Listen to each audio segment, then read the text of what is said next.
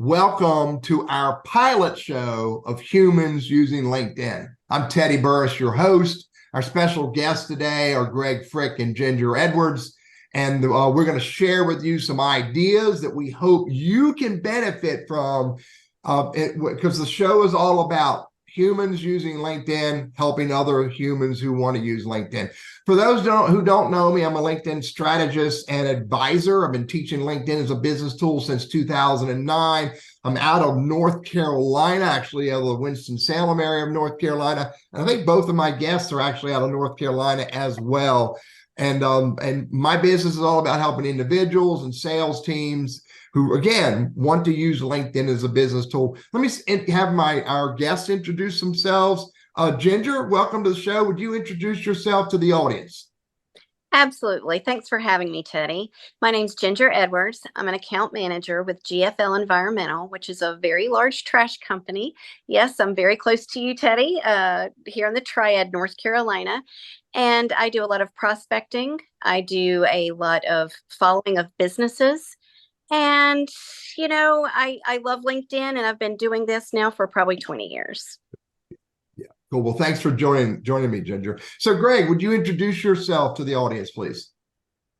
Absolutely. Thanks, Teddy, again for having me as well. My name is Greg Frick. I'm based out of the Triad as well. I represent Anderson, basically as a national recruiter, a senior associate, focused on the tax industries as well, and have the pleasure of working with our Dallas and Houston markets, and certainly use LinkedIn a lot, but also as a national recruiter, use LinkedIn Recruiter as well. So thanks for having me on the show, and Cool. Look forward to providing some feedback. Well, thank you for helping me with this pilot show, because again, this is our first of many shows. My goal is to do 2 a month, maybe every other week. And again, the goal is for me to bring humans who use LinkedIn. As this show is not about bringing LinkedIn experts that I sort of kind of feel many put me in that bucket, but I'm the host. I'm not going to share any of my ideas as the host. My goal is to really show other humans that there are people just like you who are using LinkedIn for their business and their role in the business, maybe even for their career. And there are lots of others who have learned and are still learning how to do it well. And we can all learn from each other. So again, this is our pilot show, which, I'm trying my best to do it right. And I'm going to get better at it with every show. So let's do this. Greg, let's start with you, if you may. You use LinkedIn pretty deliberately on a regular basis, and you use LinkedIn Recruiter. Is that correct? Yes, sir. That's correct. Yeah. How long have you been using Recruiter, Greg? Over 2 years Okay. with the organization, but at other agencies as well. But yeah, I would say a total of 4 to 5 years using that platform with within the recruiting space. And it keeps changing. Yeah, absolutely, for sure. So share with the audience a couple tips or ideas that you have about how someone who wants to get noticed by a recruiter or a hiring manager, what's some things that they could be doing to make themselves more, what's the word I'm looking for, show up more and be more approachable. How's that? Yeah, absolutely. So, in our world, we target candidates, for me specifically, whether it be Dallas or Houston, or it could even be this market, right? But we kind of put a target of what we're looking for within a candidate, with the skill sets, maybe tenure, do they have their CPA, those things. But one of the things that would help a general LinkedIn user is if they are open to work, you can actually indicate that as a recruiter. Teddy, if you were highly sought after, and we were looking to recruit you, and you had indicated that you were open to work, I having you in one of our projects, it would immediately notify me, and that way I could probably be in touch with you within literally minutes of you making that notification. So just gives you really almost an unfair advantage, but it's a fair advantage for everybody to use, because again, it's on LinkedIn for everybody to use. Again, that's a open to work. And some of the things that it provides, right? So provides that you're open to work, the job titles that you're looking for, Mm-hmm. the full-time or part-time. Are you looking for hybrid? or what type of environment are you looking for? So it gives us a lot of good detail. So that's definitely a niche that I would say would be good for all users to use for sure. Now, there's two flavors of open to work. There's open to work for recruiters and open to work public. Are you specifically referring to open to work for recruiters, or do you prefer the open to work public, or does it make a difference? Really doesn't make a difference. I mean, for me, I'm in the recruiter LinkedIn recruiter for the majority of my sourcing needs. The reason I like it is not only does it provide, it literally indicates in a message type form that you have indicated that you're open to work. But also, one of the advantages also is that it provides me, even if we're not connected as say a first connection, it still allows me to be able to message you.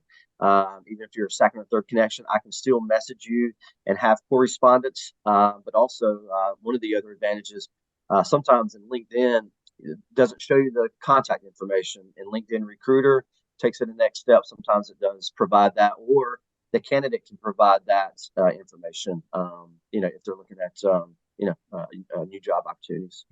Yeah, got it. So good. So what is another tip that you would have for anybody who wants to be, discovered and accessible to recruiters? What's one other tip that they could use on their LinkedIn profile that would give them an advantage over the competition? Well, believe it or not, unfortunately, in the market, again, this is a platform, it's a social media, right? One of the things that we have seen a lot of and I said, unfortunately, a lot of times you're taking it for face value, what you see on LinkedIn, just like any other social media platform, right? But one of the things that I would say for a LinkedIn user, and I actually just did this recently, is that you can actually verify who you are through a government ID verification. And so a lot of times in the recruiting world, we have to know if they're eligible to work in the United States or if they need sponsorship, those type things. But one of the things that I'm starting to see a lot more is it's the government ID eligibility, and basically you verify that, and so that's a great thing there. And then last but not least, are they using their LinkedIn and keeping it updated, and are they posting? As a user, or has it been, something that they created 5 years ago? And so, is it a living and breathing, document for them to show off their talents and skills? But those are two of the things that I would say that would be very beneficial for candidates for sure. It would almost be a total waste of internet space to have a LinkedIn profile out there that's not updated. Yeah, I get it. So good stuff.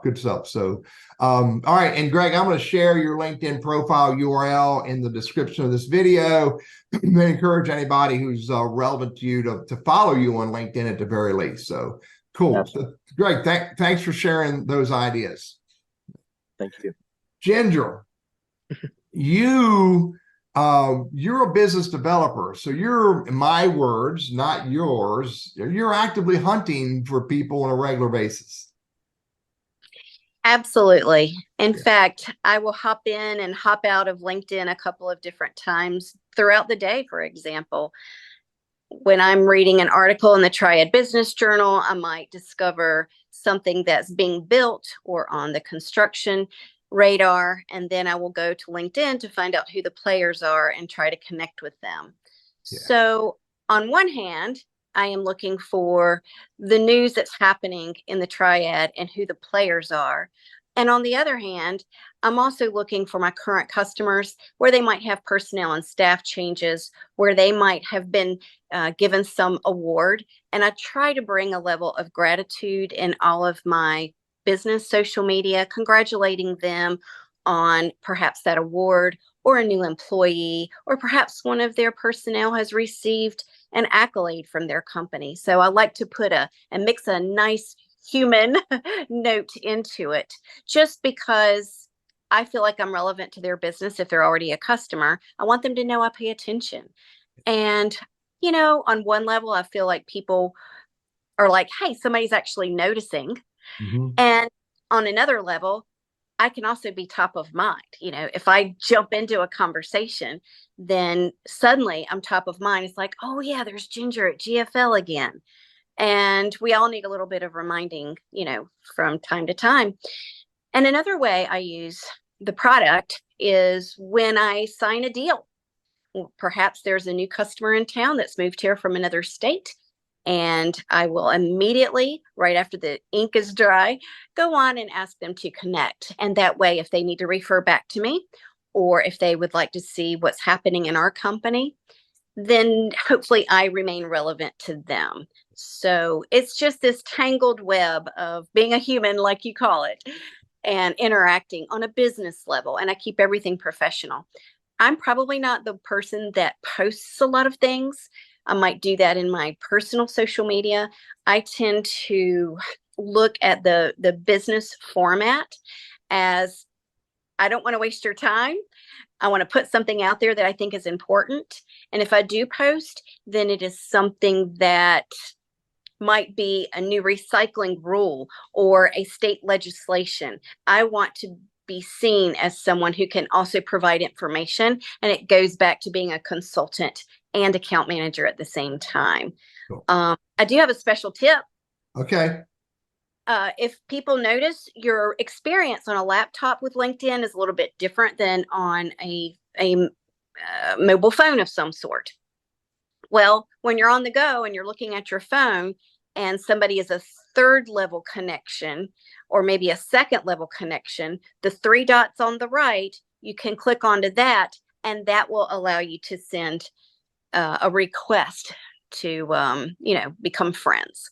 Yes, So yes. that is something different native to the mobile app than it is on laptop. So there's all kinds of tips and tricks, and I'm so glad you're doing this series because I think everybody can learn from each other. Yeah, I'm with you. I'm a little bit persnickety with my use of LinkedIn, as I'm supposed to be as a subject matter expert. And whether I'm on desktop or mobile, I will always send an invite with a personal note. And it's kind of, as you referred to, it's kind of hidden on mobile, and I don't get why. So, yeah. Hey, a question, Ginger. So you're trying to stay top of mind. So you pay attention to changes, you pay attention to accolades and kudo posts, et cetera, and the activity of your target audience and your clients. When you see something, I'm playing devil's advocate for the sake of a conversation. When you see something, do you pounce on them and try to sell? Well, what do you do when you reach out to them when you see something going on?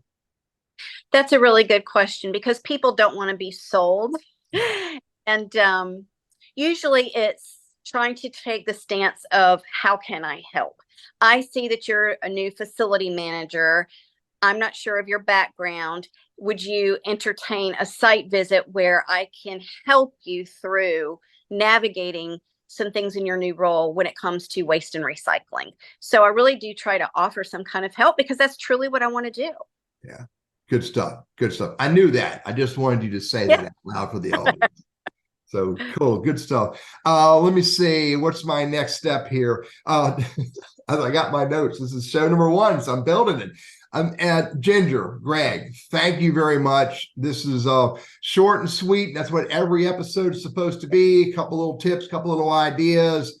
Look, this is there anything that you didn't share that you want to share that from what you heard each other say, or anything at all? Closing statement?